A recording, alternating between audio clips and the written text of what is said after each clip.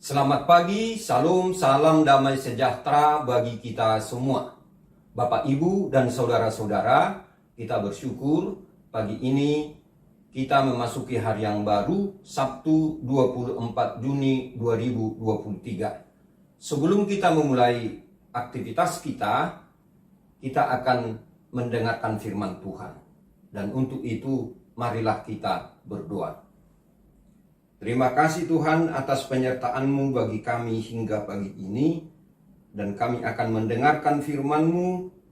Biarlah Engkau melalui Roh-Mu yang kudus menerangi hati dan pikiran kami masing-masing.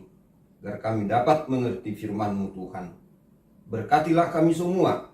Berkati firman-Mu bagi kami. Di dalam nama Tuhan Yesus Kristus kami berdoa. Amin.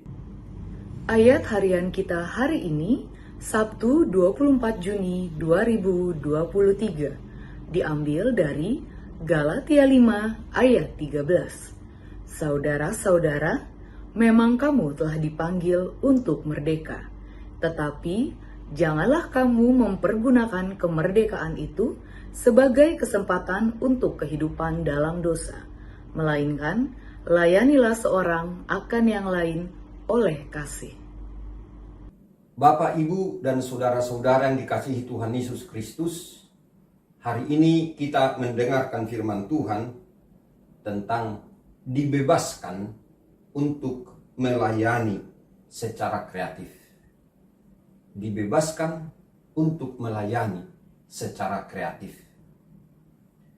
Saat kita membaca Galatia pasal 5 ini, kita mengetahui bagaimana Paulus dalam suratnya atau pesannya kepada jemaat di Galatia memberi penjelasan tentang arti dari kemerdekaan atau kebebasan Kristen.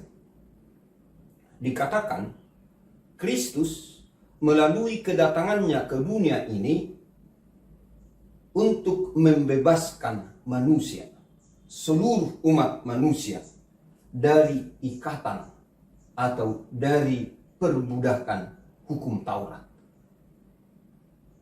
Ikatan dengan hukum Taurat ini yang disebut dengan perhambaan atau perbudakan. Maksudnya demikian.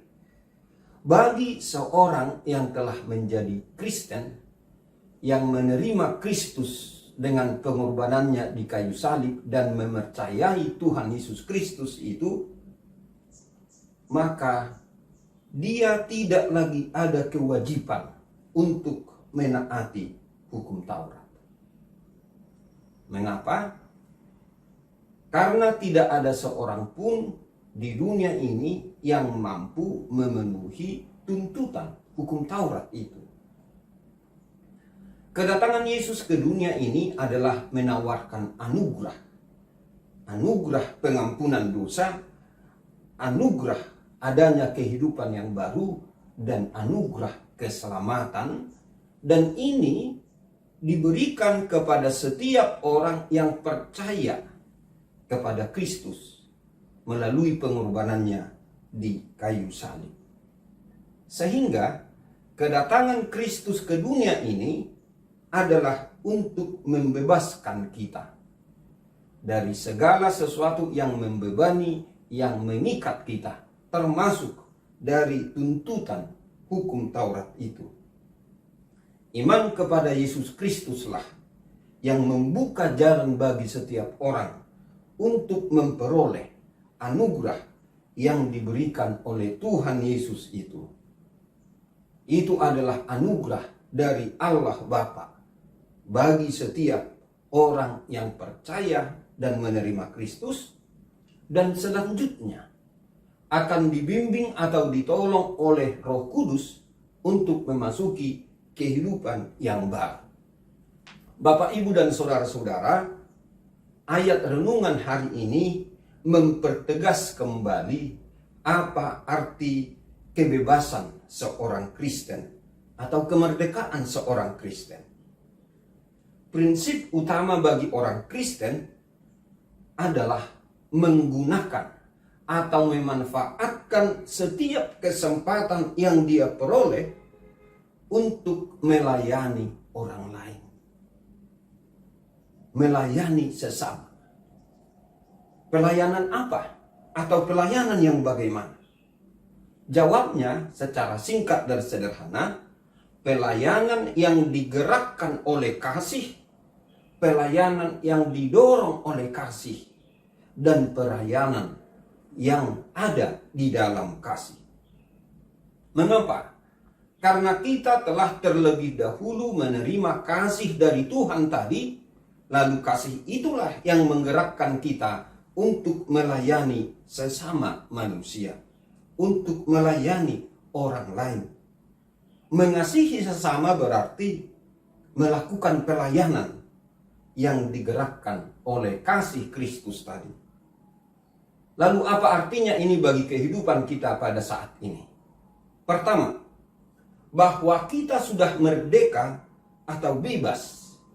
Berarti kita telah dimerdekakan atau dibebaskan oleh Kristus. Kebebasan ini sangat mahal harganya karena Kristus sendiri harus mengorbankan dirinya, mengorbankan darahnya, mengorbankan nyawanya untuk kita umat yang dikasihi. Di dalam Kristus kita menerima pengorbanan itu. Di sanalah kita dibebaskan dari ikatan hukum Taurat atau beban apapun yang selama ini mengikat, membebani, dan memberati kita. Termasuk dosa, kuasa iblis, dan hal-hal lainnya. Yang kedua, setelah segala ikatan dengan hukum Taurat dibuka dan dibuang, maka kita berada dalam suatu posisi atau keadaan yang baru, yaitu bebas atau merdeka. Dengan kata lain, kita telah berada pada satu titik atau jalur baru dan titik yang benar atau jalur yang benar, yang di dalamnya selanjutnya kita harus melangkah, kita harus hidup, kita harus melayani. Dan di dalamnya kita menunjukkan iman percaya kita dengan buah-buah iman itu terhadap sesama. Artinya, kita telah siap dan memulai tugas yang baru, langkah yang baru, di jalan yang baru tadi. Dan ketiga, Bapak, Ibu, dan saudara-saudara, kita harus memberi jawab terhadap pertanyaan bagi kita sebagai orang percaya. Pertanyaan itu adalah, apakah Anda telah melayani orang lain? Atau sudahkah kita telah mengisi hari-hari hidup kita dengan pelayanan kepada orang lain, kepada sesama? Mengapa dengan pertanyaan ini? Karena di dalam kebebasan yang telah kita terima tadi, ada tanggung jawab untuk melayani orang lain. Inilah yang disebut dengan kebebasan yang bertanggung jawab untuk melayani sesama kita. Dan pelayanan itulah yang digerakkan oleh kasih, oleh roh Tuhan yang ada di dalam diri kita. Mengapa, Bapak, Ibu, dan saudara-saudara? Karena di dalam roh kita percaya ada Tuhan yang hidup, yang mampu dan mau masuk ke dalam diri kita, ke dalam hati, pikiran, dan jiwa kita, di dalam seluruh kepribadian kita sebagai orang percaya. Dan kita diubah menjadi orang-orang yang mampu untuk melayani. Melayani dengan kasih, melayani dalam kasih, suatu pelayanan yang kreatif.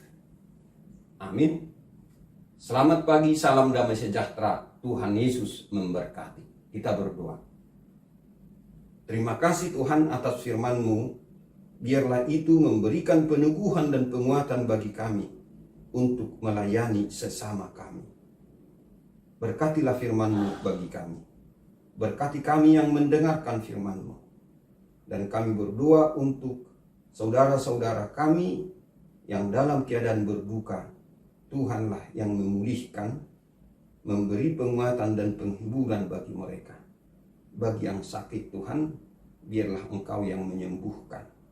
Bagi orang-orang yang akan putus asa, biarlah Engkau menumbuhkan pengharapan dan dorongan kembali agar mereka bangkit untuk melayani Tuhan dan melayani sesama. Kami juga ya Tuhan, gerakkan dan giatkanlah kami untuk melakukan pelayanan terhadap sesama kami, karena Engkau telah terlebih dahulu melayani dan mengasihi kami. Di dalam nama Tuhan Yesus Kristus kami berdoa dan mengucap syukur. Amin. Anugerah Tuhan kita Yesus Kristus dan kasih setia dari Allah Bapa dan persekutuan dengan Roh Kudus kiranya menyertai kita semuanya. Amin.